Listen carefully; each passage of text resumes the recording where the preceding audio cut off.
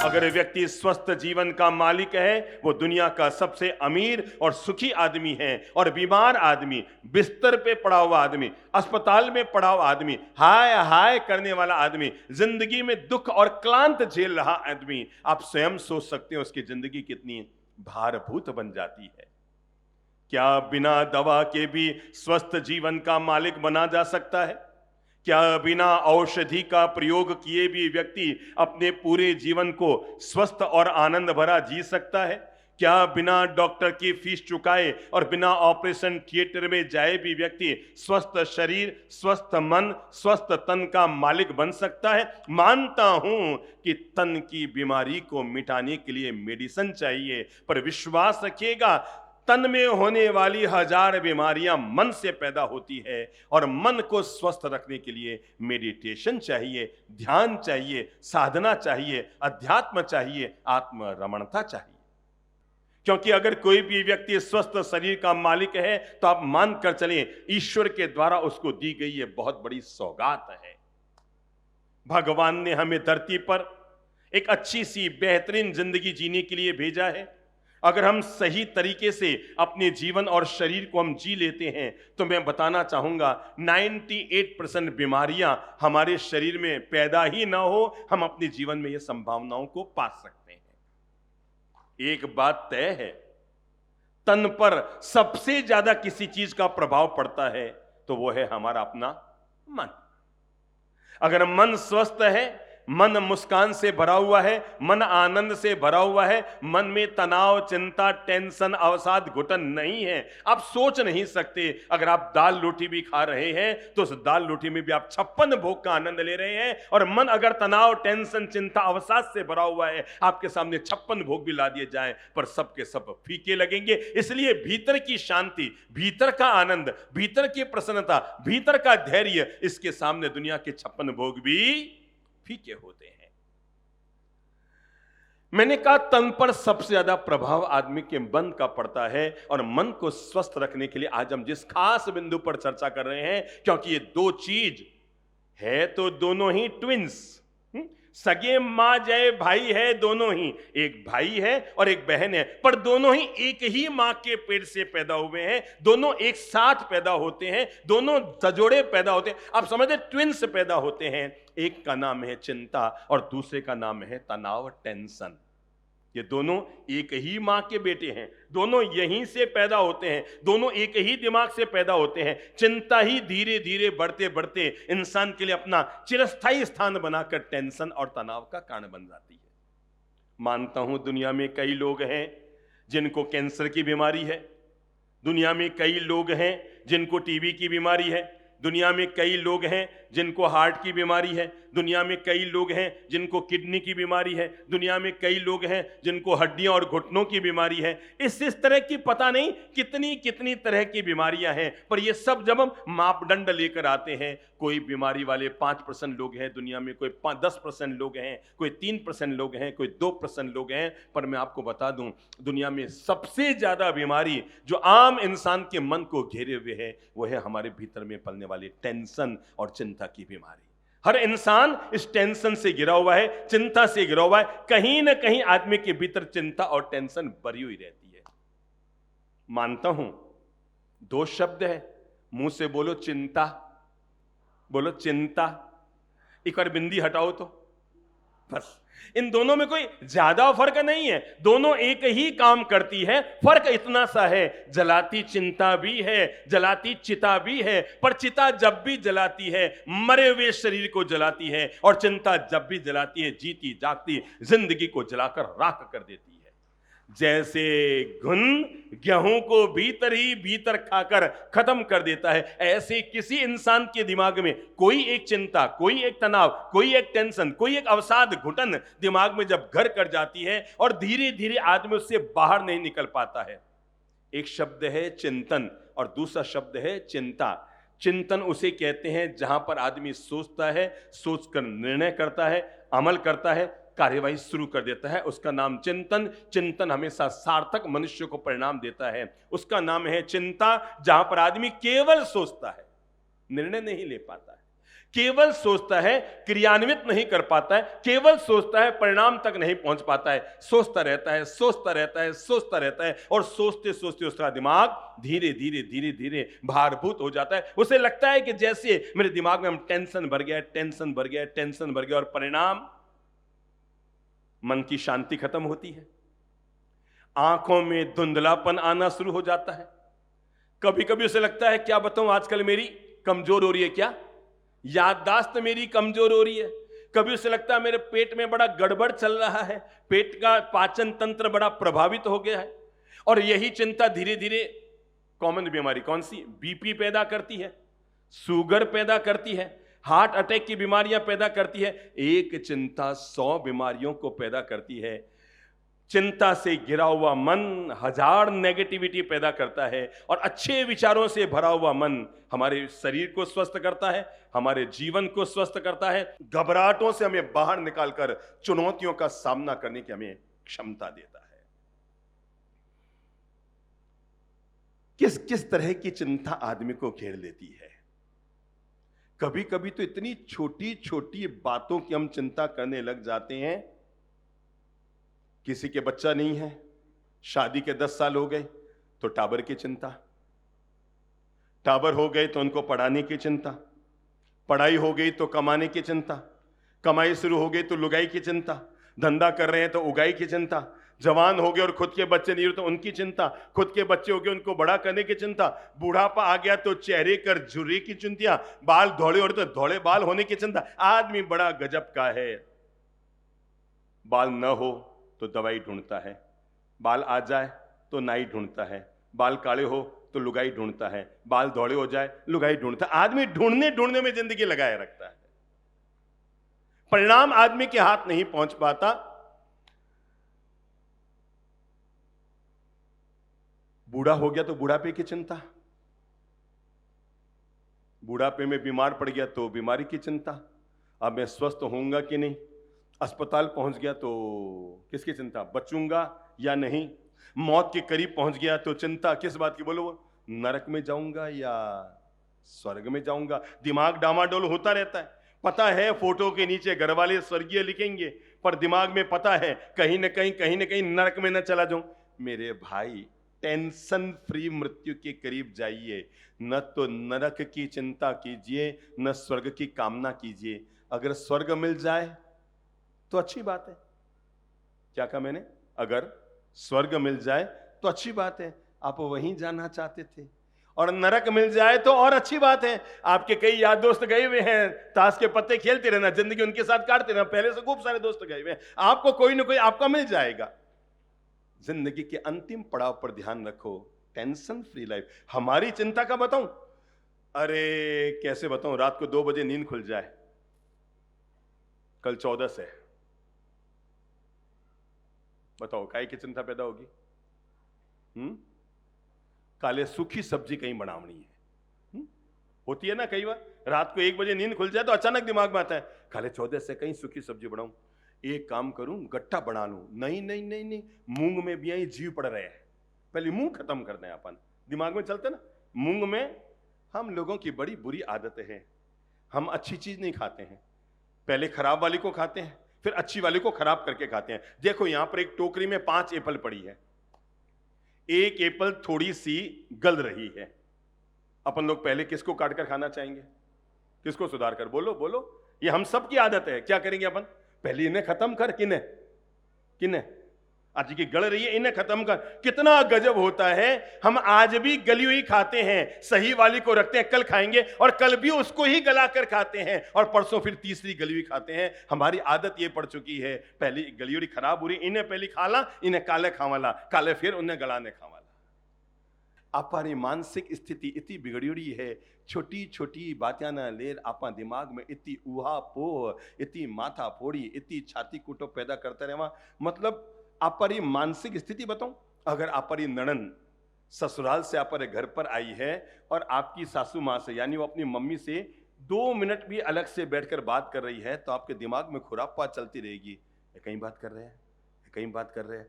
मतलब आप कढ़ी बना रहे हैं पर दिमाग और कान कहां लगेगा, कहीं बात कर रहे हैं। जब जो दुनिया में होना है सो हो रहा है, जिसके साथ जैसे होना है वो हो रहा है। पूरी दुनिया की पंचायती करने का, पूरी दुनिया के छाती कुट्टे मोल लेने का, पूरी दुनिया की सिरपच्ची मोल लेने का भगवान ने हमको तो ठेका नहीं दिया है ना। मैं आपको कैसे बताऊं, हमारे दिमाग में, हमारे उपयोग में आने वाले विचार 10% है। हमारी जिंदगी में उपयोग में आने वाले विचार, सोच, चिंतन हमारे दिमाग में 10% है। 90% तो हमने ऐसी फितूरबाजियां पाल रखी है जिनका हमारे जीवन के साथ सीधा कोई संबंध ही नहीं। हमें इतनी इतनी लोगों की जानकारियां हैं, हमें यह नहीं पता है कि अभी हमारी बेटी कहां है, पर हमें यह जरूर पता है कि हमारे पड़ोसन की बेटी कहां है। हमें यह पता है कि नहीं कि हमारी पत्नी कहां है, पर यह जरूर पता है पड़ोसन आज पियर गई कि नहीं गई है। हमें यह पता, हम दुनिया भर के उल जुलूल। मस्त रहो मस्ती में, लोग रहेंगे बस्ती में और हम रहें मस्ती में। अरे खुद की माथा पूरी पूरी सल्टा दें, खुद की सिरपच्ची पूरी सल्टा दें तो भी बहुत है, पर हम दुनिया भर की माथा पोड़ियां, दुनिया भर की सिरपत्तियां अपने सिर में ले लेते हैं।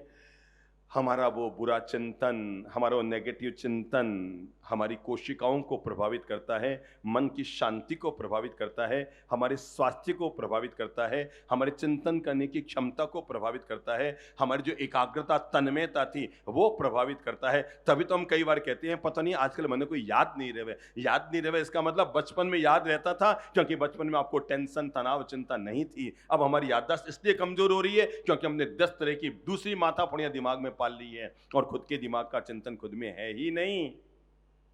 चिंता तो अभिमन्यु के चक्रव्यूह की तरह है। किसका चक्रव्यूह? अभिमन्यु की तरह है, जो चक्रव्यूह में जाना तो जानता है पर वापस निकलना, मालूम है? अभिमन्यु चक्रव्यूह में जाना तो जानता है, चक्रव्यूह को भेद कर, पर वापस निकलना नहीं जानता है। चिंता ऐसे ही है, एक बार आदमी चिंता के चक्रव्यूह में अगर उलझ जाता है तो वापस निकलना उस आदमी के हाथ में जल्दी नहीं रहता है। चिंता में 3 शब्द हैं, पहला है च, दूसरा क्या है न, तीसरा क्या है त। च, चिंता का च हमें कहता है चैन चुराने वाली चिंता। क्या है? भीतर का चैन, भीतर की शांति, भीतर का अमन, भीतर का प्रेम जीवन से खत्म करने वाला पहला अक्षर आता है च, चैन को चुराने वाली। न, नकारात्मक सोच हमारे भीतर पैदा करने वाली, और त, जिंदगी में मन की शांति में तबाही मचाने वाली। जो ये 3 काम करती है उसका नाम है चिंता। चैन चुराए, नकारात्मक सोच हमारे भीतर पैदा कर दे, और भीतर में क्या कर दे? तबाही मचा देती है, हमारे मन की शांति खत्म कर देती है, वो है हमारी चिंता। अच्छा, चिंता जब भी आती है ना, सब परिवार आती है, विद फैमिली। चिंता जब भी आती है भय से पैदा होती है, तो चिंता के पिताजी का नाम है भय। चिंता के 2 पुत्र भी हैं, एक का नाम है तनाव और एक का नाम है अवसाद। चिंता की एक बहन भी है जिसका नाम है निराशा। और चिंता के पड़ोसी, ओहो, थकान, सरदर्द, टेंशन, माथाफोड़ी, सिरपच्ची, सिरदर्द, पता नहीं कितने ही पड़ोसी उसके पैदा हो जाते हैं। इसलिए एक चिंता जब आती है विद, बोलो बोलो बोलो बोलो बोलो बोलो, विद फैमिली हमारे भीतर आती है। लगभग ऐसा होता नहीं है जिंदगी में कि आदमी बेवजह की चिंताओं में न घिरे। एक बात तय है कि चिंता हमारे मन को अशांत करती है, भीतर में तबाही लाती है, पर हर व्यक्ति के लिए प्रश्न ये खड़ा होता है, मैं कैसी जिंदगी जीऊं कि चिंता मुक्त, टेंशन फ्री लाइफ जी सकूं। कोई भी व्यक्ति टेंशन फ्री लाइफ जीना चाहता है तो उस हर व्यक्ति के लिए पहला मंत्र देना चाहूंगा, और वह हर व्यक्ति वर्तमान में जीने की आदत डाले। शब्द बोल लो, वर्तमान में जीने की आदत डाले। न तो अतीत की यादों में ज्यादा खो, ना भविष्य की कल्पनाओं में ज्यादा खो। जो बीत गई सो बीत गई, जब जो जिसके साथ होना है तब वो उसके साथ होने वाला है। व्यर्थ की माथाफोड़ी मत कर। पति पत्नी शादीशुदा थे, संतान नहीं हुई। साल, 2 साल, 5 साल, 10 साल, 12, 13, 14, 15 साल बीत गए पर संतान न हुई। पता नहीं कहां कहां तांत्रिक, मांत्रिक, अटरम पटरम कटरम सबकियां जाके आ गए, पर संतान न हुई तो नहीं हुई। किसी ने बताया कि भाई अपने ही नगर के बाहर एक ज्योतिषी रहते हैं, बड़े जानकार आदमी हैं, तो उनके पास जाकर वो जो भविष्यवाणी करते हैं वो सही हो जाती है। पति पत्नी दोनों आए, आकर के ज्योतिषी महाराज के पास बैठे और बैठकर कहा कि महाराज गुरुदेव, हमारे संतान नहीं है, आप हमारी जन्म पत्र को देखकर बताएं कि हमारे संतान का योग है या नहीं है। दुनिया बड़ी गजब की है, लगता है जैसे हर आदमी दुख को मोल ले लेता है। जिनके संतान है वो भी दुखी, जिनके संतान नहीं है वो भी दुखी, जो शादीशुदा है वो भी दुखी, जो कंवारे हैं वो भी दुखी, जो अमीर हैं वो भी दुखी, जो गरीब हैं वो भी दुखी। आपको पता है, कंवारे आदमी को लगता है कि दुनिया की सारी समस्याओं का समाधान कहां है? बोलो। कंवारे आदमी को लगता है दुनिया की सारी समस्याओं का समाधान शादी है, शादी कर लो मेरी सारी समस्याएं मिट जाएगी। शादीशुदा को क्या लगता है? दुनिया की सारी समस्याओं की जड़, बोलो। कंवारे को लगता है कि शादी कर लूं सारी समस्याएं मिट जाएगी, और शादीशुदा को लगता है मेरी सारी समस्याएं तभी पैदा हुई जब मैंने क्या की। अब वो दोनों पति पत्नी वहां पहुंचे, प्रणाम किया, नमस्कार किया। पंडित जी ने जन्म पत्र देखी, हाथ देखा, ये देखा, वो देखा। उन्होंने सोचा अगर इनको कहूं कि तुम्हारे संतान का योग नहीं है तो ये 101 रुपया देकर जाएंगे, और अगर कहूं 9 महीने बाद संतान होने वाली है तो कितना? 1100 तो मिनिमम लिफाफा देकर जाएंगे। तो आप बताएंगे पंडित जी के लिए लाभ का काम कौन सा है? ना कि हां बस 1100 का लिफाफा लिया और पंडित जी ने कह दिया ठीक 9 महीने बाद तुम दोनों के संतान का योग है। दोनों घर आ गए, बड़े बड़े खुश हो गए। अब अपने क्या होने वाली है?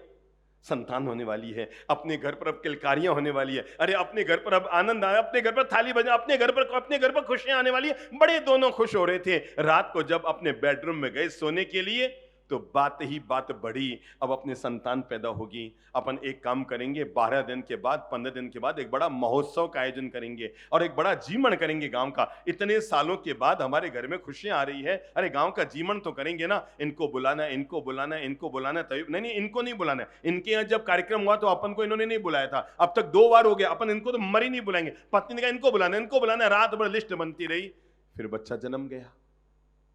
कहा? दिमाग में बच्चा जन्म गया। अब जन्म गया तो बच्चा धीरे धीरे बड़ा होने लगा, उसको पढ़ाएंगे लिखाएंगे। पत्नी ने कहा देखो मैं साफ कह देती हूं, मैं अपने बच्चे को बड़े होने पर पढ़ा लिखा कर इंजीनियर बनाऊंगी। आजकल सॉफ्टवेयर इंजीनियरों की बड़ी कीमत है। बाप ने कहा रहने दे, मैं तो अपने बच्चे को बड़ा होने पर डॉक्टर बनाऊंगा।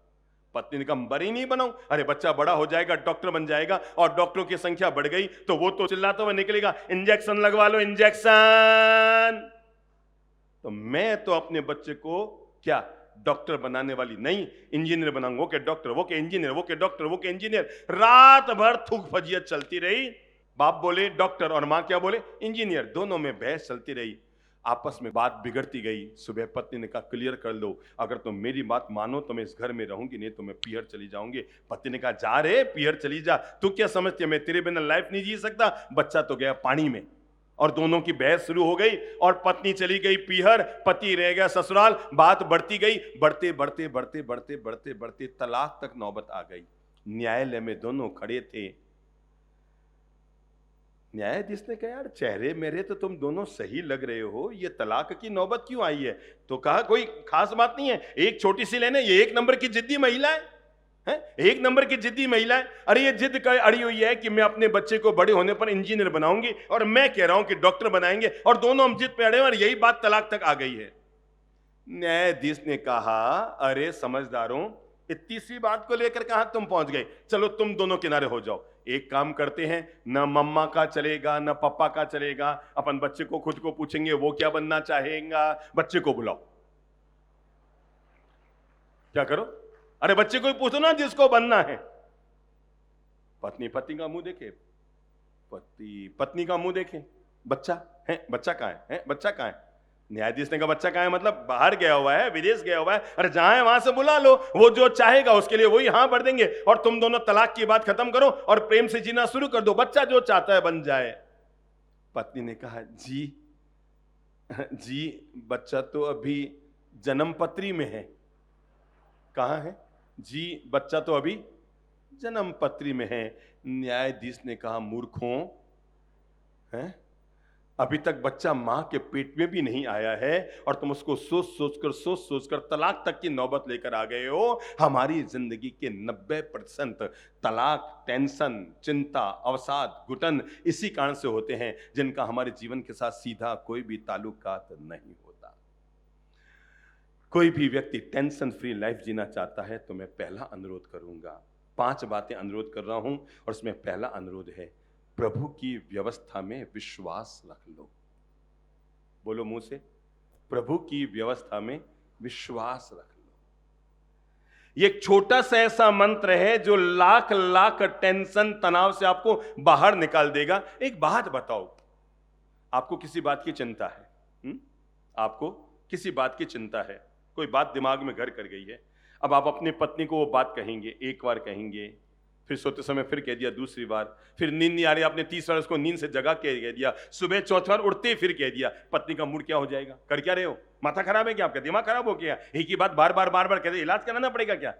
याद रखना, एक ही बात पत्नी को 3 बार कह दोगे उसमें उसका माथा खराब हो जाएगा, पर वही बात भगवान को 1000 बार कह दोगे, पर भगवान कभी नाराज होने वाला नहीं है। और उस बात को पूरा करना पत्नी के हाथ में तो नहीं है, पर परमात्मा के हाथ में तो है ही है।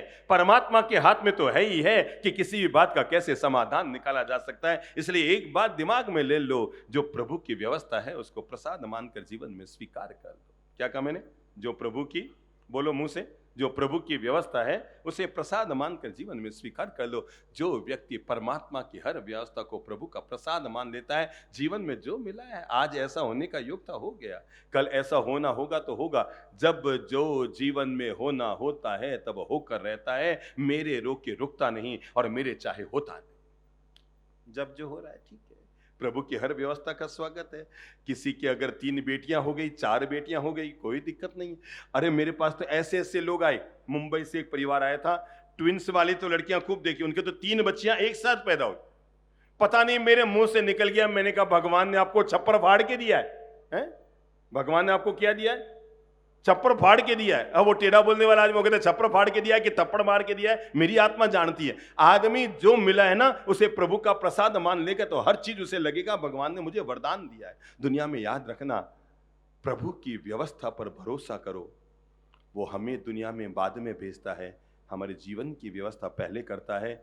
अरे कैसे आपको बताऊं, मां के पेट से बच्चा बाद में बाहर आता है, उसके लिए दूध की व्यवस्था परमात्मा पहले कर देता है। जिसकी इतनी तकड़ी व्यवस्था है, जो दुनिया में सबको भूखा उठाता है पर किसी को भूखा सुलाता नहीं है, जिसकी इतनी तकड़ी व्यवस्था है। अरे मां के पेट में रहते हुए भी जो हमारे पालन पोषण की सारी जवाबदारियां ऊपर वाला उठाकर चलता है, फिर जन्म लेने के बाद आदमी किस बात की चिंता करता है? जन्म से पहले जीव मात्र का वो ही है पालनहारा। प्रभु की व्यवस्था में भरोसा रखो, जन्म से पहले जीव मात्र का वो ही है पालनहारा। हाड़ मांस और रुधिर के अंदर बहती दूध की धारा, जन्म से पहले जीव मात्र का वो ही है पालनहारा। हाड़ मांस और रुधिर के अंदर बहती दूध की धारा, डाले माटी के पुतले में जान, कण कण में छिपा है भगवान। कण कण में छिपा है भगवान, कण कण में छिपा है। जहां जहां चौंच है वहां वहां चुग्गा है। देखो, आप में से कोई है जिसने कभी खेती में काम देखा है? कोई है जिसने खेत में अनाज को, धान को पैदा होते हुए देखा है? कौन कौन है? हाथ खड़ा करो। हैं जो गांव में कभी रहे हैं और गांव में खेतों को जिनको देखने का आनंद मिला है। अगर आपने वहां पर देखा है तो हाँ बहन आप खड़े हो। तो आप कहां रहते हैं? आपके घर के आजू बाजू खेत है? आपके खुद के खेत है? नहीं है। आपने कभी खेत में देखा है धान को पैदा होते हुए?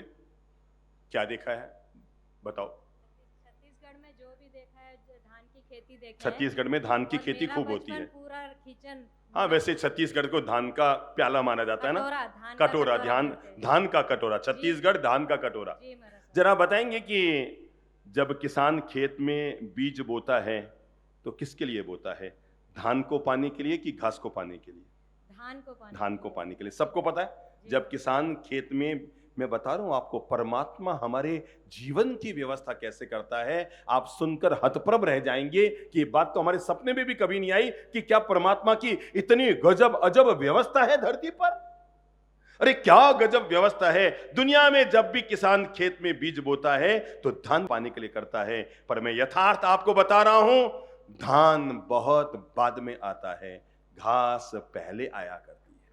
याद है, याद है, याद है, लगभग 4 फीट की घास आती है, उसके बाद धान आना शुरू होता है।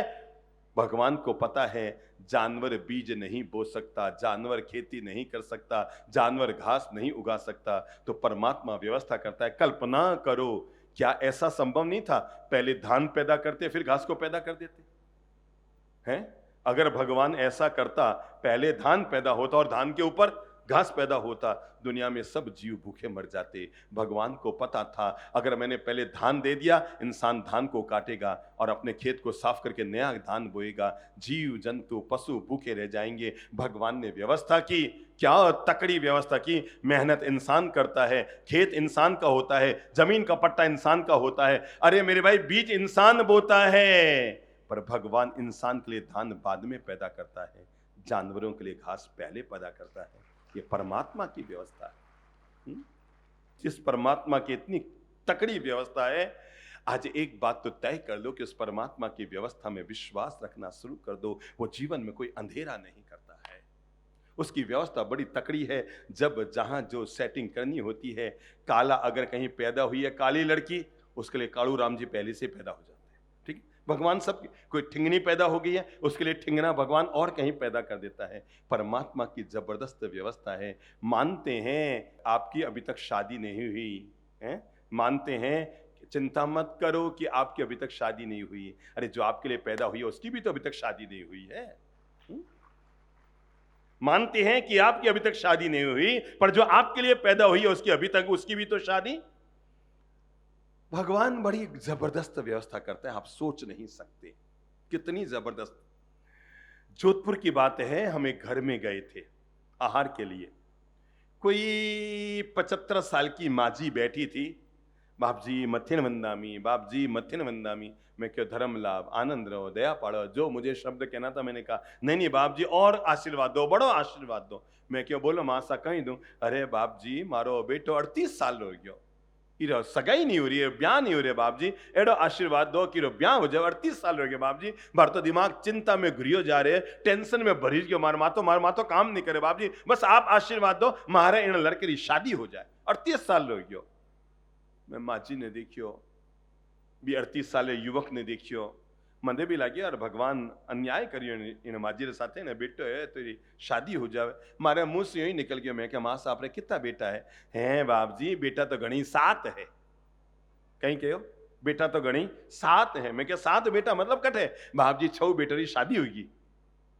मैं क्या 6 बेटा नो ब्याह हो गयो तो बे 6 बेटा कटे? हैं बाप जी बे आपरी बीनिया लेर सिगला बेटा अलग हो गया। कहीं कहो आपरी बीनिया लेर छौरा 6 बेटा अलग हो गया बाप जी। कोई अठे जोधपुर में रहे न कोई बांड रहे। मैं माँ बेटा दूंद रेवा बाप जी, बे 6 बेटा आप धनिया ने लेर आप पत्निया लेर गया बाप जी गया। हूँ मारे एक लियूं बस हीरो हो जावे। मारे समझ में नहीं आई मैं कहीं क्यों भगवान ने, पर मारो हाथ अपने आप ही ऊपर उठ गया और मैं भगवान ने कहा भगवान थारी लीला बड़ी जबरदस्त है। ये माजी समझ ही नहीं पा रही है कि तू इसके बेटी की शादी क्यों नहीं करा रहा है, क्योंकि तुझे पता है जैसे 6 गए, अगर इसकी भी शादी हुई तो कल भी निकल जाएगा। बुढ़ापे में माजी की सेवा कौन करेगा? परमात्मा की जबरदस्त व्यवस्थाएं हैं, हम हैं जो समझ नहीं पा रहे हैं।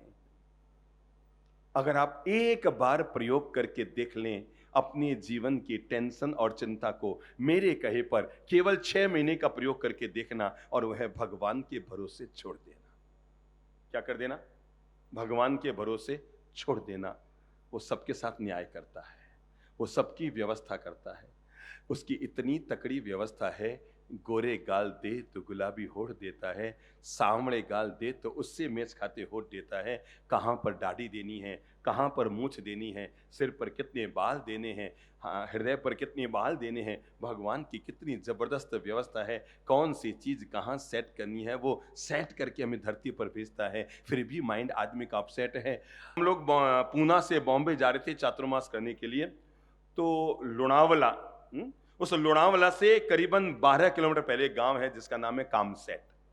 किसने सुना है ये नाम कामसेट? नहीं तो मैं आपको बता दूं, ये जहां पर इंद्रायणी नदी, अगर आपने वो जय हो फिल्म में वो जो गीत सुना है ना, जहां पर नदी बह रही है, नदी के पास रोड चल रहा है, रोड के ऊपर ट्रेन चल रही है और ऊपर हवाई जहाज उड़ रहा है, ये दृश्य देखा है, ये कामसेट का है। तो हम लोग पूना से चातुर्मास करके मुंबई जा रहे थे और कामसेट में गए। हालांकि बहुत ज्यादा तो वहां जैनों के घर नहीं है, पर जैसे उनको पता लगा, चूंकि पूना की लहर थी तो लहर ने काम किया, तो उन्होंने बड़ा ऐसे ही पंडाल बंधाया और बड़ा प्रवचन का 5 दिन का कार्यक्रम रखा कामसेट में। तो दोपहर में मैं 30 या चौथा दिन था, उपाश्रय में बैठा था। उपाश्रय यानी जहां हम संत लोग रहते हैं उसको थानक भी कहते हैं और उपाश्रय भी कहते हैं। तो वहां मैं बैठा था, तो एक अमीर महिला आई, वो बड़ी वाली गाड़ी होती है ना, क्या नाम है, हाँ BMW, मर्सिडीज, ओडी, तो वो बड़ी वाली गाड़ी में महिला निकल कर आई, बड़ा हीरे का यूं हाथ में, नाक में मोटा वाला हीरा, अंगूठे में मोटा वाला हीरा, और बड़ी बाप जी मत्थे वंदाएं, बाप जी मत्थे वंदाएं, बाप जी मत्थे वंदाएं। मैं कह बैठो मासा। 2 मिनट बात करी, बाप जी मैंने आपसे अलग से बात कर दी है। मैं कह फरमाओ भाई साहब, जो भी है, हमारे तो हर बात अलग भी वही है और साथ में भी वही है। मैं कह कोई मास बाप जी कोई बताऊं, मारो माइंड बड़ो बड़ो भारी रहे, हर समय चिंता तनाव रहे, पता नहीं हर समय अपसेट रहे हमारो माइंड। मारे दिमाग में आयो, मैं क्यों भाई रे, थारी कई जिंदगी है, पैरण ने डायमंड सेट है, खावण ने बर्तन सेट है, देखण ने टीवी सेट है, बैठन ने सोफा सेट है, रेवण ने काम सेट है, फिर भी आदमी नो माइंड अपसेट है। मतलब रहने को भगवान ने काम सेट, गांव का नाम क्या था, काम सेट, पहनने को डायमंड सेट, खाने को बर्तन सेट, देखने को टीवी सेट, बैठने को सोफा सेट, भगवान ने सारी चीजें सेट कर दी। पर हम फिर भी अपसेट इसलिए हैं क्योंकि हम प्रभु की व्यवस्था का आनंद लेना नहीं जानते। हमारी एक दिक्कत है, जो है हम उसका आनंद नहीं लेते, जो नहीं है हम उसी का रोना रोते रहते हैं, और यही हमारे दुख का कारण बनता है। परमात्मा की व्यवस्था का आनंद लो। मैं आपको कैसे बताऊं, अभी करीबन 6-7 साल पहले हमारा बेंगलुरु में चातुर्मास था। 1 महीने के लिए हमारा चेन्नई में बड़ा प्रवास हुआ, बड़े मैदान में प्रवचनमाला हुई। वेल्लूर से पहले हमारे गांव में जाना हुआ, सच्ची घटना लाइव कर रहा हूं। चूंकि हम उस गांव में पहली बार गए तो समाज ने बहुत तहे दिल से बड़े रूप में प्रवचन, सम्मान, समारोह, अगवानी सब कुछ की। शाम को हमारे घर में ठहरना हुआ, तो बड़ा अमीर घर था, अच्छा संपन्न घर था, वहां हमारा उस घर में रहना हुआ। तो हमने देखा जो घर की मालकिन है, बड़ी सुस्त सुस्त, बड़ा मुंह लटका हुआ, बड़ी उदास उदास। दिन भर हम रहे वहां। हमारी एक आदत है, जो बोलना होता है प्रवचन में बोलते हैं, व्यक्तिगत टिप्पणी हम कभी किसी पे नहीं करते हैं। कौन कैसा जी रहा है ये उसकी किस्मत है, अगर उसे सुधरना है तो हमारी बातों को सुनकर सुधर जाएगा, और अगर यहां नहीं सुधरना है तो फिर उसकी किस्मत वो जान। शाम का समय था, तो परिवार के सब लोग बैठे थे, आजू बाजू के अड़ोसी पड़ोसी बैठे थे। मेरे मुंह से निकल गया, मैं क्या भाई साहब, मैं सुबह से अपने घर है, हाँ सब लोग बड़ा खुश खुश है, आप बड़ा सुस्त सुस्त हो, कोई दिक्कत तो कोई नहीं जिंदगी में, आप स्वस्थ हो, कोई टेंशन। बाप जी कहीं बताऊं, हमारी रात्रि नींद हराम होड़ी है, दिन रोटी हराम होड़ी। मैं क्या ऐसी क्या बात है माता जी, बोलो बहन, आपकी जो भी समस्या हो, हम गुरुजन घर पर आए हैं, परमात्मा से मंगल प्रार्थना करेंगे, आपकी समस्या दूर हो। बाप जी कहीं बताऊं, एक बेटी हुई है 32 साल ली, एक बेटी है 29 साल ली, लाख कोशिश कर ली बाप जी, पर रिश्ता नहीं हो रहे। और इन कारण हमारे दिमाग में इतनी टेंशन, मतलब आप जी मुझे यही नहीं मालूम, मैं रोटी सब्जी खाती हूँ तो सब्जी का स्वाद क्या मुझे नहीं पता है, बस सामने पड़ी है सब्जी, मैं रोटी लेती हूँ, खा लेती हूँ, पेट भरना, तो मुझे यही नहीं पता कि सब्जी में नमक है कि नहीं, और दाल में नींबू है कि नहीं, और खीर में शक्कर है कि नहीं, बाप जी मुझे ये भी नहीं पता। बस मैं इतनी ज्यादा वो हो गई हूँ कि गाँव के सब लड़कियों के रिश्ते हो गए, हम अमीर भी हैं, मेरी लड़कियां दिखने में अच्छी भी है, पर पता नहीं कौन सा ऐसा योग आता है कि मैंने कितनी जन्म पत्रियां, कितनी ज्योतिषी सब करा लिए बाप जी, पर नहीं हो रहा है, तो नहीं जी हो रहा है इनका। बाप जी कहीं बताऊं, मैं एक सांस भी सुख नहीं ले पा रही हूं, मैं इतनी टेंशन में गिर गई हूं बाप जी। मैं क्या भाई से एक काम करो, क्या कहीं मैं क्या आप हमारी बातों पर, बाप जी रोज सुनूं आपने टीवी में, मैं क्या रोज सुनो पछे क्या चिंता में पड़ी हो, कहीं बताऊं बाप जी के माथे बीते मेरी आत्मा जाने, मारी आत्मा जाने। बाप जी हम आपको कैसे बताएं अच्छी बहनों, हमने उन बहन को एक सुझाव दिया, हमने कहा भाई से एक काम करो, आपको तो इतने साल हो गए टेंशन पाले हुए, काम पूरा नहीं हुआ ना, केवल 6 महीने के लिए काम करो, इन्हें दोनों बेटियों का रिश्ता अपने दिमाग से निकाल दो और उसकी व्यवस्था को भगवान के हवाले कर दो। क्या करो? सारे जहां के मालिक तेरा ही आसरा है, राजी है हम उसी में जिसमें तेरी रजा है। केवल 6 महीने के लिए अगर आप हमारी बात पर भरोसा करते हो, मैं क्या हमारी बात, अरे बाप जी आप री बात गणी मानू, मैं तो आपने हमारा गुरु मानू, बाप जी आप री बात मानू, मैं क्या अगर आप हमारी बात मानते हैं तो 6 महीने के लिए रिश्ता ढूंढना बंद कर दो, आना जाना बंद कर दो, टेंशन बंद कर दो, लोगों से कहना बंद कर दो, 6 महीना बस भगवान से एक ही काम करो, भगवान मेरे किए हुआ नहीं, अब मैं तेरे हवाले करती हूं, तू सबका मालिक है, तू सबके काम करता है, अरे तूने जन्म दिया है तो जीवन की व्यवस्था भी दे रहा है, और जीवन की व्यवस्था दी है तो तू आगे भी व्यवस्था करेगा। मैंने कहा आज हाथ जोड़ो और हाथ जोड़कर संकल्प ले लो, 6 महीना अपनी बेटियों के रिश्ते के बारे में आप किसी से बात नहीं करेंगे, सोचेंगे नहीं, चिंतन नहीं करेंगे, भगवान के लिए। बाप जी कहीं हुई है कहीं, मैं क्यों, भरोसा तो करके देखो, हमने 1000 बार प्रयोग करके देखा है, जब खुद के किए काम न हुआ भगवान के हवाले कर दिया, क्योंकि हमें मालूम है हमें एक काम करने के लिए भगवान तूने केवल 2 हाथ दिए हैं, पर जब तुम्हें किसी का काम करना होता है तुम्हारे पास तो 1000 हाथ है, और तू कौन से हाथ से किसकी बिगड़ी बना देता है पता नहीं लगता। बाप जी बाप जी मैं क्या मां सा करके देखो आप, भाई साहब भगवान ने चाहा तो हम वापस बेंगलोर ही आएंगे और इधर के रास्ते जाएंगे, हो सकता है परमात्मा कब तक कोई चमत्कार कर दे। आप केवल 6 महीना, आपने बहुत कर लिया ना, टेंशन फ्री हो जाओ, 6 महीना बस मंदिर में जाया करो, जाकर परमात्मा बोला करो, बस भगवान मैंने सोचना बंद कर दिया, तू सोच, ये दोनों बेटियां अब तेरे हवाले हैं, तू जैसा चाहे, जहां इनका रिश्ता करना चाहे, जैसा तू चाहे वैसा कर। बाप जी सो कहीं हुई, मैं क्यों करके तो देखो माता जी, हम तो निकल गए, पता नहीं वो बहन जी को हमारी दिमाग बात घर कर गई, बस वो हर समय ये कहती भगवान ये दोनों बेटियां तेरे हवाले हैं, तू जब चाहे तब करना, मैंने दिमाग से इनको निकाल दिया, मैं टेंशन फ्री हो गया हूं, मैं तो बस अब तेरा भजन करूंगी, आनंद से जिंदगी जीऊंगी, तेरे हवाले है। हम वहां से 15 दिन में चेन्नई पहुंच गए, 1 महीना हमारी वहां पर बड़ी प्रवचन माला थी, और प्रवचन माला पूरी करके हम वापस जब बेंगलोर जा रहे थे, और वापस उसी गांव में हमारा आना हुआ, कैसे आपको बताऊं, फिर से उसी घर में हमारा रुकना हुआ। वो महिला बड़ी चहक रही थी, बड़ी खुश हो रही थी, अन्नदाता आप तो भगवान बनने आया हमारे घरे, अन्नदाता आप तो भगवान बनने आया हमारे घरे, अन्नदाता आप तो भगवान बनने हमारे घरे आया। मैं के कहीं यो अन्नदाता गजब हुई, अन्नदाता उसकी दोनों आंखों में आंसू बह रहे थे, अन्नदाता गजब हुई, 1.5 महीने भी नहीं बीती है आप रह गए हैं, 2 महीना भी नहीं बीती है, हमारे दोनों बेटियों ने रिश्ता हो गया, अन्नदाता दोनों रिश्ता हो गया। मैं कि अगर धन्यवाद देना है तो हाथ ऊपर करके परमात्मा को धन्यवाद दो, क्योंकि जिसके भरोसे आपने 2 महीना छोड़ा, अरे 12 साल से तुम टेंशन में जी रहे थे पर काम नहीं निपटा, केवल 12 दिन के लिए एक बार टेंशन फ्री होकर उसके हवाले करके देखो, और फिर पता लगेगा कि वो काम पूरा करता है कि नहीं करता है। भगवान का नियम है, वो या तो खुद चिंता करता है या हमें चिंता कराता है। वो देखता है कि आदमी खुद चिंता करता है तो भगवान निश्चिंत हो जाता है, ये खुद ही चिंता में पड़ा है, मैं इसकी क्यों चिंता करूं, है? ये खुद ही चिंता में पड़ा है, मैं इसकी क्यों चिंता करूं। और जैसे ही आप चिंता बंद करेंगे वो आपकी चिंता करनी शुरू कर देगा। प्रयोग करके देखो। इसलिए जिंदगी में निश्चिंत होकर लाइफ जियो। क्या रात को 2 बजे भी नींद खुले ना, कोई विचार ना हो, केवल प्रभु का सुमरण दिमाग में हो, भगवान तू खूब खूब। और जब मंदिर में जाओ ना, कभी किसी तीर्थ में जाओ ना, कभी किसी गुरु महाराज के पास जाओ ना, कभी प्रभु की आराधना करो ना, कभी सामायिक में बैठो ना, तो मन में न तो शिकायत करना ना याचना करना, केवल एक ही चीज भगवान से कहना, भगवान तो तूने सब कुछ दे रखा है, तू सारी व्यवस्था करता है, तूने जीवन की सारी व्यवस्था दे रखी है, भगवान तूने 100% परफेक्ट मेरी लाइफ बना रखी है। शिकायत, शिकवा, चिंता, तनाव, टेंशन, अवसाद से अपनी लाइफ को फ्री कर लो, क्योंकि वो जहां जहां जीवन देता है वहां वहां जीवन की व्यवस्था देता है, जहां जहां चौंच देता है वहां वहां चुग्गा पैदा करता है, धान बाद में पैदा करता है, जानवरों के लिए घास पहले पैदा करता है, सबको भूखा उठाता है पर किसी को भूखा सुलाता नहीं है। अरे उसकी इतनी तकड़ी व्यवस्था है, मां के पेट से बच्चा बाद में बाहर आता है, उसके लिए दूध की व्यवस्था।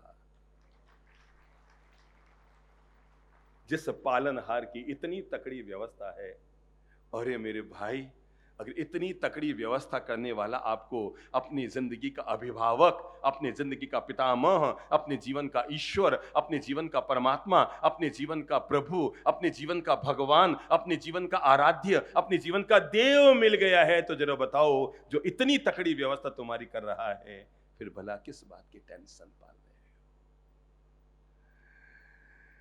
तो आज जो मैं पहला मंत्र आपको दे रहा हूं अपने जीवन में जोड़ने के लिए, हर इंसान पहला मंत्र दिमाग में ले ले, प्रभु की व्यवस्था में भरोसा जगा लो। क्या कर लो? दिमाग में बात आ गई?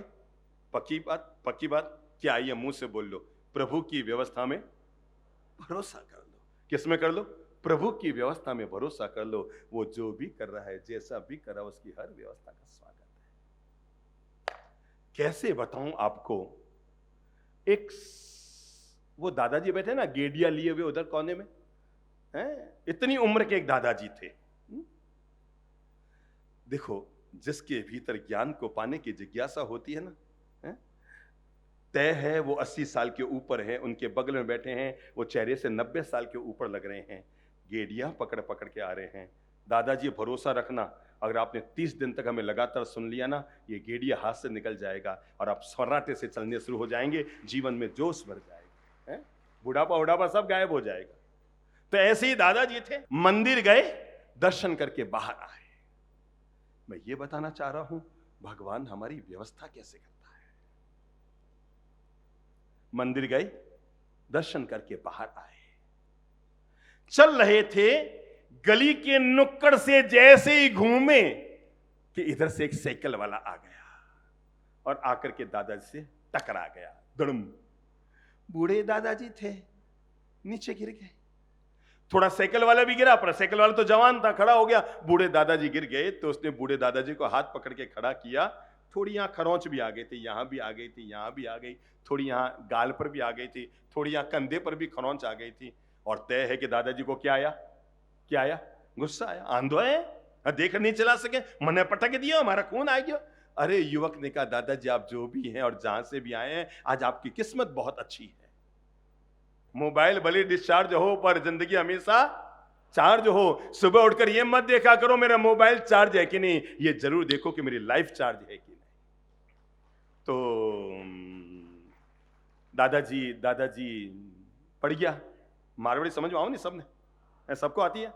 हाथ खड़ा करो, सबको आ रही है कि नहीं आ रही है? मारवाड़ी तो ठीक है, मारवाड़ी का आनंद लेना अपन। देखो, हिंदी में मारवाड़ी में थोड़ा फर्क है। इंग्लिश, हिंदी, मारवाड़ी तीनों में क्या फर्क है? इंग्लिश में जब भी किसी को बुलाना हो तो एक ही शब्द है यू। हिंदी में 2 शब्द है, तुम और आप। मारवाड़ी में 3 शब्द है। बोलो कौन कौन से? बोलो, जोर से बोलो। मारवाड़ी में 3 शब्द है। हाँ, विमल जी खड़े होइए तो।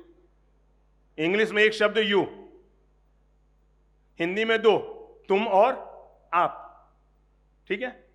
मारवाड़ी में 3 शब्द कौन से संबोधन देने के लिए? पधारो साहब। नहीं, तुम और आप, इन 2 के बीच का एक और है, थे। पापा जी को बोलते हैं आप, बच्चे को बोलते हैं तुम, और पत्नी को क्या बोलना? थे।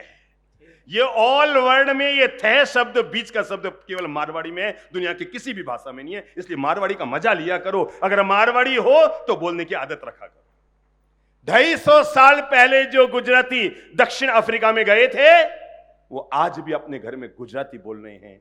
हम 20 साल पहले मारवाड़ छोड़कर आए और मारवाड़ी बोलने में शर्म महसूस करते हैं। अरे लोग, बच्चे लुगाए आप घर में मैं जावा नहीं अपने बच्चे नो, मैं क्यों भाई मारवाड़ी बोल लेनी कहीं नो, मैंने मालूम है था ना इंग्लिश आवे, मतलब इंग्लिश छांटने के लिए नो।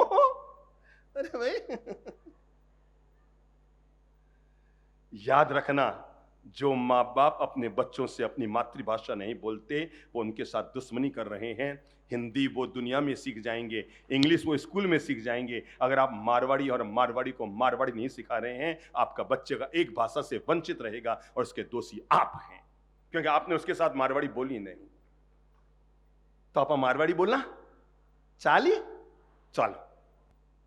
तो वे दादाजी पड़ गया, वो ने उठायो, मेरे मुंह से निकल गया उसके मुंह से कि दादाजी आज आपकी किस्मत बहुत अच्छी है, आज आपके भाग्य बहुत अच्छे हैं। एक काम करो, जेब से 50 का नोट निकाला और निकाल कर उनको दिया। दादाजी जाओ मंदिर में भगवान को प्रसाद चढ़ा दो, भगवान ने आज आपका साथ दिया है। कहीं कहो, भगवान ने आज आपका साथ दिया है।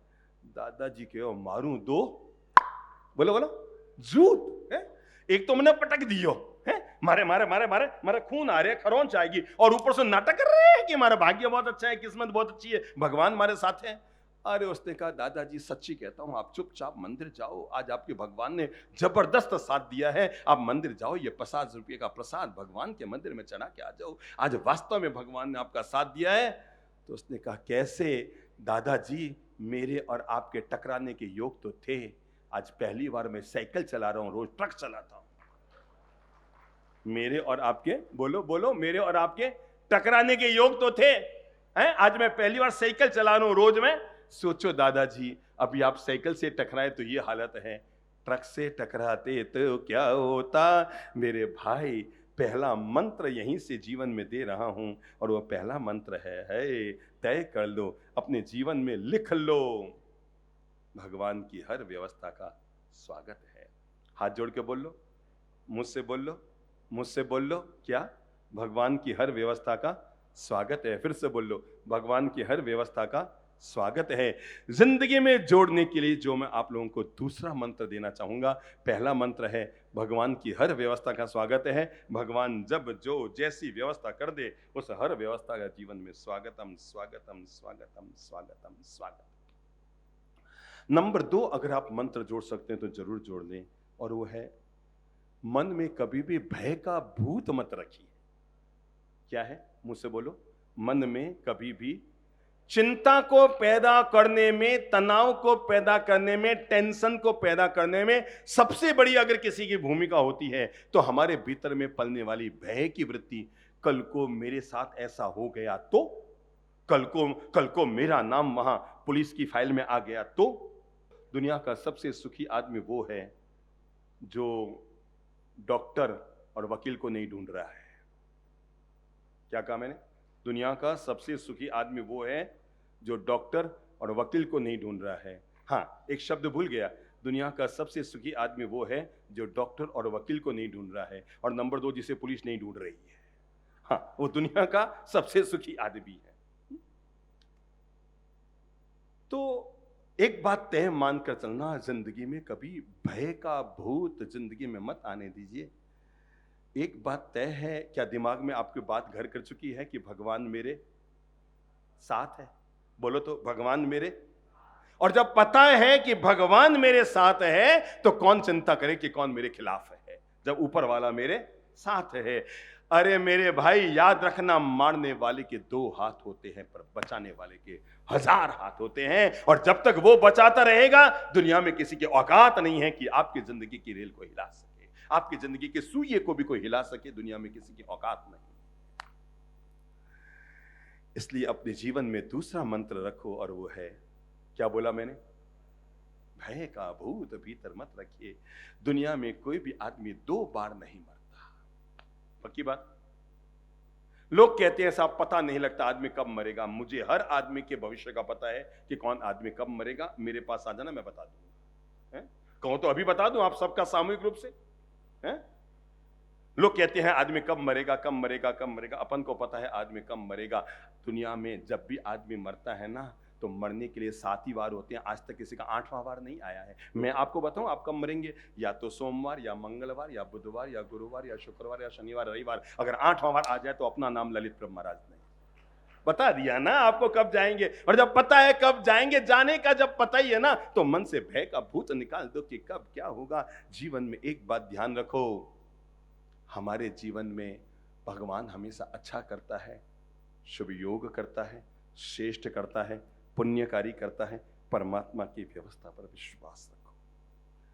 तू वह मांगता है जो तू चाहता है। वह मांगता है, सब बोलो, तू वह मांगता है। किससे? किससे? उससे।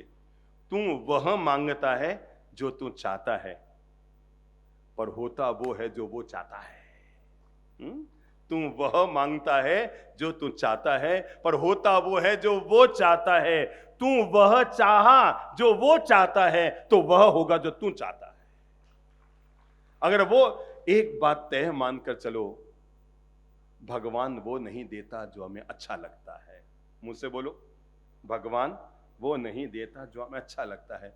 दुनिया में 95% लोगों को पड़ोसन अच्छी लगती है। बताओ भगवान किस किस को देगा?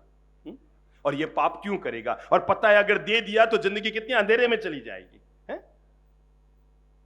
तो भगवान हमें वो नहीं देता जो हमें अच्छा लगता है, भगवान हमें वो देता है जो हमारे लिए अच्छा होता है। दुनिया में याद रखो भाई, मेहनत करोगे, ईमानदारी से चलोगे, ऊंचा लक्ष्य रखोगे, लगातार प्रयास करोगे, आज नहीं तो कल निश्चिंत मानकर चलना, आपका कैसा भी भाग्य क्यों नहीं है, आप आगे जरूर बढ़ेंगे। क्या कहा मैंने? दुनिया में हर आदमी तो टाटा के घर में पैदा नहीं हो सकता ना, भगवान हर इंसान को बिरला के घर में पैदा नहीं कर सकता ना, भगवान हर आदमी को तो अंबानी और अडानी के घर में पैदा नहीं कर सकता ना। खास बात ये नहीं है, भगवान की रचना का तब आनंद नहीं आता जब अंबानी का बेटा अंबानी बन जाए और अडानी का बेटा अडानी बन जाए और टाटा का बेटा टाटा बन जाए और पाटा का बेटा पाटा बन जाए। खास बात तब आनंद आता है जब कोई व्यक्ति गरीब के घर में भगवान किसी को पैदा करता है और उसको धीरे धीरे धीरे धीरे धीरे धीरे धीरे धीरे धीरे धीरे धीरे धीरे बढ़ाते बढ़ाते आसमान के शिखर तक पहुंचाता है। उसको देखकर आनंद आता है। और कभी भी शिखर पर पहुंच जाओ ना तो अहंकार मत करना, आस में उड़ने वाले हवाई जहाज जीवन भर याद रखना, तुम्हारी शुरुआत भी जमीन से है। बोलो बोलो बोलो बोलो, आसमान में उड़ने वाले हवाई जहाज जीवन भर याद रखना, तुम्हारी उड़ान भी जमीन पे है। और मानते हैं कि हवाई जहाज में बैठने के लिए पैसा चाहिए। बोलो तो, हवाई जहाज में बैठने के लिए पैसा चाहिए, पर हवाई जहाज से सही सलामत उतरने के लिए भगवान पर भरोसा और उसकी कृपा चाहिए, नहीं तो पता नहीं कब किस हवाई जहाज का क्या हो जाए। तो प्रभु की व्यवस्था पर बहुत भरोसा रखो। और जो लोग भी मेहनत, ईमानदारी, परिश्रम से चलते हैं ना, सफलता का कोई शॉर्टकट नहीं होता। चिंता में, टेंशन में वही लोग पड़ते हैं जो गलत तरीके से जीवन में आगे बढ़ने की कोशिश करते हैं। अब धीरे धीरे धीरे धीरे लोगों को इतना फटाफट चाहिए आजकल, है इतना फटाफट चाहिए। हर आदमी चाहता है रातों रात अमीर बन जाओ। क्या चाहता है? रातों रात अमीर। हर लड़का चाहता है 99.99% मेरे होने चाहिए। आपको पता है आप लोगों की ये ऊंची ऊंची ऊंची ख्वाबों के चलते हर साल देश भर में, अरे अकेले कोटा जैसे शहर में जहां पर बच्चे पढ़ने जा रहे हैं, अगर आप वहां का विगत 3 साल का अगर आप वहां का ब्यौरा देख लें, हर सप्ताह में 10 दिन में 15 दिन में एक बच्चा आत्महत्या कर रहा है। टेंशन में, अवसाद में, घुटन में घुरकर पढ़ाई करने वहां पर गया था और मौत को गले लगाकर उसकी लाश घर पर आ रही है। इसलिए क्योंकि हम लोग सफलता का शॉर्टकट ढूंढ रहे हैं, रातों रात अमीर बनना चाहते हैं, रातों रात छा जाना चाहते हैं, रातों रात। ना बाबा ना, हर चीज को चलना पड़ेगा। अगर खीर बनानी है ना तो पहले दूध को उबालना पड़ेगा। अगर खीर बनानी है ना तो उसमें चावलों को उबालना पड़ेगा। अगर खीर बनानी है ना तो उसमें बोलो बोलो बोलो शक्कर डालनी पड़ेगी। अगर खीर बनानी है तो उसमें इलायची, केसर और बादाम डालने पड़ेंगे। धीरज रखना पड़ेगा। 1 घंटे का जब खीर बनेगी, इससे भी ज्यादा उतावल है ना आपके अंदर खीर बनाने की, तो मैं आपको खीर बनाने का शॉर्टकट बताऊं। न तो दूध उबालना, न चावल पकाना, न शक्कर डालना, न इलायची डालना, न केसर डालना, न बादाम डालना। खीर बनाने का शॉर्टकट बताऊं? एक खीरा उठाइए। क्या उठाइए? खीरा समझते हो? खीरा ककड़ी। एक खीरा उठाइए, उसमें से आ हटा दीजिए, खीर बन गई। पर उस खीर का जायका नहीं आएगा जीवन में। अगर आप तीसरा काम कर सकते हैं तो जरूर कीजिए, और वो है प्लीज अपनी इच्छाओं को थोड़ा सा क्या कम कर लीजिए। चाह गई चिंता मिटी और मनवा बेपरवाह। बोलो मुंह से, चाह गई चिंता मिटी। जहां चाह है वहां आह है, और जहां चाह नहीं वहां वाह वाह है। चाह गई चिंता मिटी मनवा बेपरवाह। जिनको कछु न चाहिए सो साहों का साह। जैसे ही व्यक्ति के चाहने की इच्छा, ये भी मुझे मिल जाए, ये भी मुझे मिल जाए। 10 20 50 भई सत हो 1000 तो लाख मंगेगी। कोटि अरब असंख्य अनंत धरापति होने की चाह जगेगी। ये मत समझना कि आपके पास 5 करोड़ है तो आपको और चाहिए। जिनके पास 10 है उनको भी और चाहिए, और जिनके पास 100 हो गए उनको भी और चाहिए, जिनके पास 200 करोड़ हो गए उनको भी और चाहिए। अरे ताज्जुब की बात तब होगी जब यहां पर कोई 1000 करोड़ की संपत्ति का मालिक होगा और उसको भी आप पूछेंगे भाई साहब आपके तो अभी दो और अभी दो शोरूम और अभी 2 ज्वेलरी, अभी वो 2 और अभी वो 2 और। जिंदगी ऐसी गजब की होती है। वो मधुबूंद आपने देखी है? एक आदमी पेड़ से लटक रहा है। किसने देखा ये चित्र? मैं जब 10 साल का था मैंने अपने ननिहाल में देखा, पुराने लोगों ने देखा होगा, प्रभु जी देखा है ना वो चित्र, जब एक आदमी किससे लटक रहा है? पेड़ से लटक रहा है, नीचे कुआं है, कुएं में अजगर मुंह खोले खड़े हैं और आदमी कभी भी उसमें गिर सकता है। क्यों? क्योंकि जिस टहनी पर वो लटक रहा है उसे चूहा कुतर रहा है, और कुतरते कुतरते इतनी कुतर चुका है अधिकतम 1 मिनट के अंदर अंदर टहनी टूटने वाली है, आदमी कुएं में गिरने वाला है। और कुएं में कौन है? अजगर उसे जिंदा खा के चबाने वाले हैं। सबके अपने अपने काम चल रहे हैं कि तभी ऊपर से मधुमक्खियों के छत्ते में से एक मधुबूंद टपकती है, नाक पर आकर गिरती है, आदमी चाटता है, फिर गिरती है, आदमी चाटता है, फिर गिरती है। वो मधुबूंद चाटने का आनंद ले रहा है और इधर में चूहा किसको? टहनी को कुतर रहा है। इतनी कुतर चुका है कि 20-25 सेकेंड भी, अब तो आधा मिनट भी निकल जाए तो बहुत है, बस टहनी टूटने ही वाली है कि तभी उधर से ज्ञानी व्यक्ति गुजरते हैं जो उन्हें कहते हैं लो भाई तेरी जिंदगी खतरे में, तू मर जाएगा, आधा मिनट भी अब इंजारी नहीं है, गिरने वाला है नीचे, अजगर मर जाएगा, ले मेरा हाथ पकड़ ले। ज्ञानी जन कहते हैं हाथ पकड़ ले, मैं तुम्हें संसार से बाहर निकाल दूं, मैं तुम्हें मुक्ति की राह पर ले चलूं, मैं तुम्हें शांति की राह पर ले चलूं, मैं तुम्हें अध्यात्म के राह पर ले चलूं, मैं तुम्हें मोक्ष और निर्वाण के रास्ते पर ले चलूं। पर आदमी कहता है बाप जी आधा मिनट और 2 बूंद का स्वाद और ले, और ये 2 बूंद अंततः इंसान के मौत का कारण बनती है, मुक्ति का कारण नहीं बनती। इसलिए मेरे भाई अपनी इच्छाओं को सीमित कर लो। एक वाक्य में दे रहा हूं, अगर आप नोट कर सको तो नोट कर लेना। कम में काम चलाने की आदत डाल लो। क्या है? कम में काम चलाने की आदत डाल लो। अगर आपने एक छोटी सी आदत डाल दी, कौन सी आदत? मुझसे बोलो। कम में क्या चीज? कम में काम चलाने की आदत। कम में भी हम अपनी जिंदगी जी सकते हैं और अपने जीवन का काम हम चला सकते हैं। कम में भी काम चलाने की आदत। अगर आपके पास 50 साड़ियां हैं ना, आज घर जाकर गिन लो, 50 साड़ियां हैं, नियम ले लो, मैं 1 साल के लिए अब नई साड़ी नहीं खरीदूंगा। अगर आपको लगता है आपके पास जितना आपने सपना सोचा था उससे ज्यादा धन, यस नो, हो गया है, थोड़ा सा गोपन करो। अब मैं बिजनेस से अपने आप को आधा मुक्त करता हूं। अभी तक मैं 8 घंटे देता था, अब मैं 4 घंटे देता हूं। भाई एक बात तय है, आखिर मुक्त होने के लिए कब तक संत लोग हमारे द्वार पर आते रहेंगे और बार बार हमें झिंझोड़ कर हमारी आत्मा को जगाते रहेंगे? आखिर मुक्त होने के लिए व्यक्ति को स्वयं ही अपने भीतर अभिलाषा और जिज्ञासा पैदा करनी होगी कि हे जीवड़ा, तूने कभी सोचा था 5 करोड़ कमा लूं, 2 करोड़ कमा लूं, आज तेरे पास 10 हो गए, 10 के बाद 20 हो गए, 50 हो गए, 100 हो गए, अब तो 200, 500, 1000 हो गए। हे जीव, अब आत्मचिंतन कर, ये संख्या बढ़ती रहेगी, तेरी चेतना उलझती रहेगी, मिट्टी से मिट्टी सस्ती रहेगी और आत्मा उसमें उलझती रहेगी और मिथ्यात्व तो हमारे भीतर आता रहेगा। ये जीव के साथ कितने जन्मों तक चलता रहेगा? इसलिए जीव को अगर मुक्ति का मार्ग चाहिए तो हर व्यक्ति को अपनी इच्छाओं पर क्या करो? लगाम लगानी पड़ेगी, नियंत्रण करना पड़ेगा, इच्छाओं को रोकथाम करनी पड़ेगी, इच्छाओं पर नियंत्रण करना पड़ेगा। और जब इंसान अपनी इच्छाओं पर नियंत्रण करने में सफल हो जाएगा, जीवन की बाजी जीत जाएगा। खड़े होने से पहले एक अंतिम निवेदन कर रहा हूं और छोटा सा निवेदन है। जीवन में आज हाथ जोड़कर तय कर लो अपनी सारी चिंताओं को किसके हवाले? वो गीत ना, अब तुम्हारे हवाले। मैं भगवान, आज मैंने दिव्य बातें सुनी हैं और मैं संकल्प कर रहा हूं, मेरे जीवन की बागडोर तेरे हाथों में सौंप रहा हूं, अपने आप को टेंशन फ्री करने के लिए। कहते हैं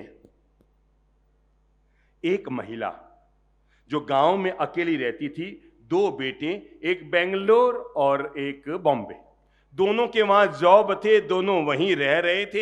एक दिन महिला ने अपने दोनों बच्चों को फोन किया, बेटा मेरे जरूरी काम है, कल की तारीख में आ जाओ।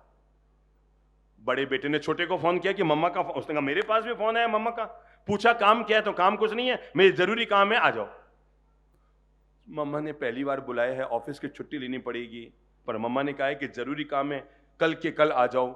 दोनों बच्चे फ्लाइट से पहुंचे मम्मा के पास गांव में, जाकर कहा बोलो माँ ऐसा कौन सा जरूरी काम आ गया, हमें ऑफिस से छुट्टी करके आना पड़ा और फ्लाइट से निकल कर आना पड़ा, दोनों को अचानक आना पड़ा, ऐसा क्या काम हो गया। नहीं कुछ नहीं बेटा, बस तुम लोगों का मुंह देखने की इच्छा हो गई थी, और एक काम करो ना, जब तुम आ गए हो तो ये जितनी भी जमीन जायदाद है तुम्हारे पापा जी की, ये मकान है, ये देखो मेरा मेरा मेरा कहना वगैरह है, तुम लोग, मैं चाहती हूं मेरे हाथ से कर दूं, आधा तुम्हारा आधा तुम्हारा, एक कागज पेन ले लो। उसने कहा मम्मा यार हद कर रहे हो, किसने कहा आपको बंटवारा करने का, किसने कहा हम दोनों भाइयों में जमीन बांटने का, हमें मन में कुछ नहीं, तुम्हारे मन में नहीं बेटा, पर मैं अपने जीते जी सारे काम कर दूं, आधा ये तुम्हारा, आधा ये तुम्हारा।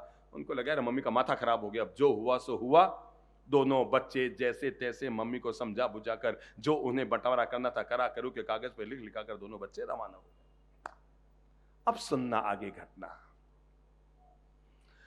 अगले दिन वो महिला पास के बड़े शहर में बड़े हॉस्पिटल में पहुंची और वहां पर जो बड़े सर्जन थे उनसे कहा कि भाई साहब आपने कहा था ना कि मुझे ब्रेन ट्यूमर हो गया है, बड़ा ऑपरेशन करना पड़ेगा, मैं ऑपरेशन कराने के लिए तैयार हूं, मेरे ब्रेन ट्यूमर का आप ऑपरेशन कर दो।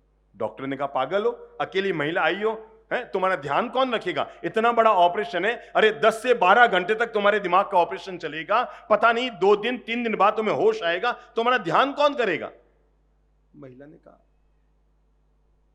क्या, एक बार कर दो अंगुली, मतलब दुनिया के नहीं ऊपर वाले के लिए अंगुली कौन रखेगा, है वो रखेगा। डॉक्टर ने कहा पागल है तुम, है वो क्या रखेगा, है कौन तुम्हें जूस पिलाएगा, कौन तुम्हारी सेवा करेगा, कौन तुम्हारी व्यवहार व्यवस्था संभालेगा, तुम्हें महीने भर तक अस्पताल में रहना पड़ेगा, इतना बड़ा ऑपरेशन कोई तो होगा, काका मामा भाई भांजा भतीज। अरे भाई डॉक्टर साहब मैंने बोला ना, मेरे वो है ऊपर वाला, आप जो कहो मैं लिखने को तैयार हूं, मैं मरूं जीऊं, मेरा ऑपरेशन सफल हो ना हो, जो हो उसकी जवाबदार मैं हूं, आप कोई जवाबदार नहीं है, आप मेरा ऑपरेशन कर दो। डॉक्टर ने सब चीजें लिखवा ली, जिएगी मरेगी करेगी जो होगा उसकी जवाबदारी है, सारी चीजें लिखी गई, साइन हो गई, महिला का ऑपरेशन हो गया। ऑपरेशन पूर्णतया सफल रहा। अगले 24 घंटे बाद महिला को थोड़ा सा होश आया, देखा पास में नर्सें हैं, उसका सार संभाल कर रही है। महिला ने कहा पैसे की चिंता नहीं है, तुम सारी व्यवस्था मेरी कर दो, कोई दिक्कत नहीं है। महिला का ऑपरेशन सफल रहा। जब महिला को होश आया तो महिला ने पास में खड़ी हुई नर्स से कहा ये 2 नंबर है, इनको फोन कर दो कि तुम्हारी मां तुम्हें याद कर रही है, और बता दो कि तुम्हारी मां के ब्रेन ट्यूमर का ऑपरेशन हुआ है, वो तुम्हें याद कर रही है। नर्स ने कहा मतलब तुम्हारे 2 बच्चा हैं, तुम्हारे 2 बच्चा 2 फोन नंबर और तुम्हारे ऑपरेशन नहीं है ऐसा। अरे नहीं नहीं नहीं, मेरे बच्चे बहुत अच्छे हैं, उनको तो पता भी नहीं है कि मेरा ऑपरेशन है, तुम केवल उन्हें सूचना दे दो। नर्स ने दोनों नंबर पर फोन किया, सूचना दी गई कि आपके मम्मी के ब्रेन ट्यूमर का ऑपरेशन हुआ। बच्चे तो सकते में रह गए, हम परसों तरसों तो मम्मी के पास जाके आए हैं, कोई जिक्र तक नहीं किया, कहता है बंटवारा करना है, ये करना है, वो करना है, और मम्मी ने अचानक ये क्या किया। दोनों इतने गुस्से में भरे हुए वहां से वापस निकले, अस्पताल में पहुंचे, मम्मा के पास पहुंचे, और पहुंचते आप सोच सकते हैं क्या किया होगा उन्होंने, आते चिल्लाना शुरू किया, मम्मी आप में अक्ल नाम की चीज नहीं है, पर 3 दिन पहले हमको बुलाया जमीन और जायदाद का बंटवारा करने के लिए, अरे आपने ब्रेन ट्यूमर का इतना बड़ा ऑपरेशन कराया, कल आपके कुछ हो जाता तो। मां ने कहा बेटा चुप। क्या कहा, जैसे डॉक्टरों से कहा था अंगुली करके, वैसे दोनों बच्चों से कहा बेटा चुप, कोई आवाज नहीं, कोई शोरगुल नहीं। कहा मामा क्या यार शोरगुल नहीं है, कितना बड़ा ऑपरेशन और आपकी क्या हालत। शांत। सच्चाई तो यह है बेटा, तुम दोनों ट्विंस हो ना, तुम दोनों मेरे पेट में थे। अब मैं बताऊं कि मैंने तुमको क्यों नहीं बुलाया और भगवान के भरोसे ऑपरेशन क्यों कराया। तुम दोनों मेरे पेट में थे बेटा, मेरी स्थिति बिगड़ गई, 9 महीने पूरे होने आ गए थे, मेरी तबीयत बिगड़ती जा रही थी। तुम्हारे पापा, तुम्हारे दादा, तुम्हारे नाना नानी, मामा सब अस्पताल में खड़े थे। मुझे ऑपरेशन थिएटर के अंदर ले जाया जा रहा था, ऑपरेशन करके बच्चों को जन्म देने के लिए। डॉक्टर ने मुझे ले जाने से पहले तुम्हारे नाना को, नानी को, दादा को, पापा को, सबको आगाह कर दिया था, मामला बड़ा बिगड़ चुका है, हम पूरी कोशिश करेंगे, पर दोनों को बचाना तो इम्पॉसिबल है। दोनों को मतलब ये वो कहानी है जो जीवन भर आपके लिए रामबाण दवा का काम करती रहेगी। और वो महिला ने जब ये सुना कि डॉक्टर कह रहे हैं दोनों को बचाना नामुमकिन है, यानी या तो बच्चा बचेगा या जच्चा बचेगा। जच्चा मीन्स मां, या तो मां बचेगी या बच्चा बचेगा, दोनों को बचाना नामुमकिन है। अंदर जाते समय तुम्हारे पापा ने, नाना ने, नानी ने, दादा ने, सबने डॉक्टर के कान में क्या कहा मुझे नहीं पता बेटे, पर मुझे इतना समझ में आ गया था कि इन्होंने ये कहा है कि मां को बचा लेना, अगर मां बचेगी तो फिर बच्चा हो जाएगा। मुझे अंदर ले जाते समय तुम्हारे नाना, नानी, दादा ने, सबने किसको डॉक्टर के कान में कहा था कि किसको बचा लेना, इस महिला को बचा लेना, ये बचेगी तो दुनिया फिर बसेगी। पर बेटा जब मुझे अंदर ले जाया जा रहा था मुझे पूरा होश था, और मैंने होशो हवास में अपने दोनों हाथ ऊपर किए और दोनों हाथ ऊपर करके भगवान से प्रार्थना की कि हे भगवान, ये किसी को मारना और जन्म देना ये डॉक्टर के हाथ में कैसे हो गया? दुनिया में कोई रहेगा न रहेगा इसका निर्णय तुम करेगा, डॉक्टर कैसे कर सकता है? हे भगवान, डॉक्टर ने कहा 2 में से 1 बचेगा, पर मैं तुम्हें प्रार्थना करता हूं, तेरे 1000 हाथ है, तेरी लाख लाख मेहरबानी होगी मेरे ईश्वर, कृपा करना। किसको किसको किसको? बोलो बोलो बोलो। दोनों को ही, बच्चे को और जच्चे को, मां और बच्चे को, दोनों को ही बचा लेना बेटा। मैं अंदर चली गई ऑपरेशन थिएटर में। कुछ घंटे बाद मुझे होश आया, मेरे बगल में 2 छोटे छोटे नन्हे नन्हे राजकुमार थे, मेरे प्यारे बच्चों। मैं भी जिंदगी बच गई और तुम दोनों भी जिंदे रह गए। बच्चों, ये ऊपर वाले की परम कृपा हुई। डॉक्टर ने कहा था इम्पॉसिबल बचाना, पर मुझे पता था जहां पर दवा भी बेकार हो जाती है वहां पर ऊपर वाले की दुआ जरूर काम करती है बेटा। और अभी जब मुझे ब्रेन ट्यूमर हुआ, मैं डॉक्टर के पास गई, मुझे सिर की भयंकर वेदना उठनी शुरू हुई, तो डॉक्टर ने कहा आपके दिमाग में बड़ी गांठ है, ब्रेन ट्यूमर हो गया, बड़ा ऑपरेशन होगा बेटा। जब मैंने तुम दोनों को फोन किया था ना आने के लिए, तब मैंने जमीन की बंटवारे के लिए नहीं बुलाया था, रुपये देने के लिए नहीं बुलाया था, झोंपड़ी, ऑफिस और दुकान, जमीन जायदाद और सोना बांटने के लिए नहीं बुलाया था। जब मैंने फोन किया था तब तो इसीलिए बुलाया था ताकि मेरे ब्रेन ट्यूमर के अवसर पर तुम दोनों मेरे पास हाजिर रहो। लेकिन बच्चों, जब तुम वहां से रवाना होकर यहाँ तक पहुंचे तब मेरे मन में आया, अरे डोकरी, अरे नादान, तो कर क्या रही है? जब उस समय बचाने के लिए तूने भगवान पर भरोसा किया तो आज अपने बच्चों पर भरोसा क्यों कर रही है? और मेरे प्यारे बच्चों, मैंने तब भी ऊपर वाले पे भरोसा करके मैं ऑपरेशन थिएटर में गई थी, और मैंने चूंकि तुमको बुला तो लिया था, पर क्या कहूँ तुमको, इसलिए जमीन जायदाद बांट दी, और मैंने तब भी ऊपर वाले पे भरोसा किया। मैं जिंदगी बच गई, तुम जिंदे बच गई। मैंने अब भी किस पर अपने डॉक्टर और बच्चों पर मैंने अब भी किस पर बोलो बोलो बोलो बोलो बोलो बोलो किस पर? हाथ ऊपर करके किस पर? मैंने अब भी देख उस पर भरोसा किया। देख बेटा, मेरे ब्रेन ट्यूमर का ऑपरेशन 100% सफल रहा। तो उस पर भरोसा तो करके देखो। जीवन भर याद रखना, पूजा हमेशा लक्ष्मी की करना। क्या कहा मैंने? जीवन भर याद रखना, पूजा हमेशा लक्ष्मी की करना, पर जब भी भरोसा करना हो ना तो लक्ष्मी पर मत कर लेना, भगवान पे भरोसा करना, क्योंकि भगवान का भरोसा कभी बेकार नहीं जाता।